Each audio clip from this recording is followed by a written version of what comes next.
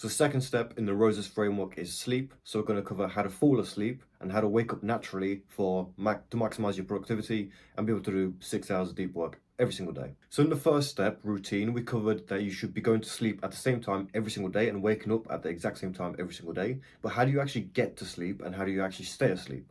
So what works for me is about a 1 hour wind down routine where an hour before bed, I completely shut off everything. So I turn off my computer. I'm not allowed to work. I'm not doing any of that stuff. And in that time, I'm going to go for a shower. I'm going to read a non-fiction book, so something that I'm trying to learn from. I'm going to journal about any decisions I have. So in the last chapter, Organize, we talked about journaling. I'm just going to see how my day went, see how my goals have progressed, and see what I can do to improve. I'm going to also plan my next day. So for that part, I'd probably still have the computer on. I'll probably do that a little bit beforehand. Another thing I also do is I'll either meditate for like 5 to 10, 15 minutes, whatever I feel like really.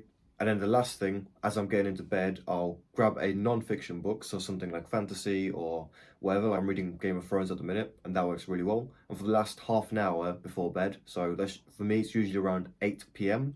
I'll grab my book, I'll get into bed, I'll get a reading light, and for 30 minutes, I'll just read until I feel like going to sleep. And that's usually, I don't have a timer or anything for this. I just read until I feel like I'm about to go to sleep, and that works really well for me. So then I put the book down, I turn everything off, put my phone away, and then I'm basically asleep in 10, 20 minutes. So that works really well as a wind down routine. But what I would also suggest is during that time, don't check any notifications, don't go on your phone, don't use your computer, don't do anything of that. Make sure it's out of the way beforehand.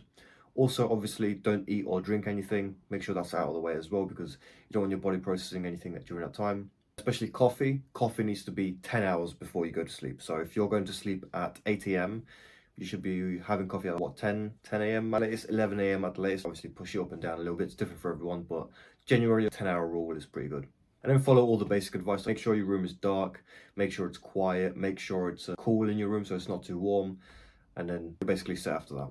So once you're asleep, the next thing is waking up naturally, because we don't want to use alarms, because alarms disturb REM sleep and they make you less productive, they make you groggy. Imagine you're just waking up from a dream. You're always in this kind of like groggy state where you're not quite sure what's going on. You're trying to remember your dream and it's just not good. So we'd rather wake up naturally with like some lights going on around us, or like imagine like sunshine coming out onto your eyes. That would be ideal.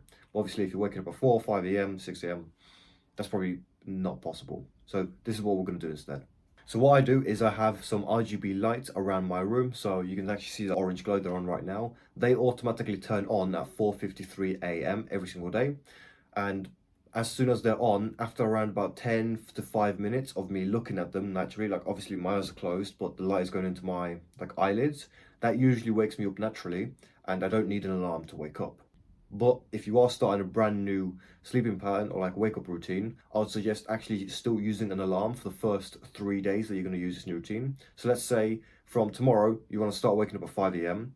What I'd do is I'd set your alarm for 5 a.m. for tomorrow. And I'd also set the lights to like 4:53 or like 4:55, just so they're a little bit earlier than the alarm, because that way hopefully you'll wake up a little bit before the alarm and the alarm won't disturb your sleep. So yeah, do that for the first 3 days, and then on the fourth day, actually turn the alarm off. Obviously you can still put it to like 5:30 if you're really scared that you're gonna like oversleep for 30 to an hour minutes longer, minutes. Get the point? So yeah, put the alarm to like 5:30 if you're really scared of that, or like 6 a.m. But keep the lights on at 4:55 a.m. and try and just let your body wake up naturally, because at that point, as long as you're getting like an 8-hour window of sleep, 8 hour to 9 hour window of sleep, your body will just start waking you up once it gets used to like that like 3-day routine that we just spoke about. And you're waking up like this, it just makes working so much easier, because like I mentioned, you're not getting up from deep sleep, you're not in the middle of REM sleep, and then like you hear this fucking bomb going off on your phone, like all these noises.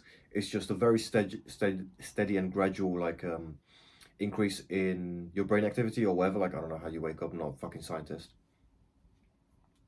But basically my mind feels refreshed, my mind feels clear, and I can just get up and work straight away.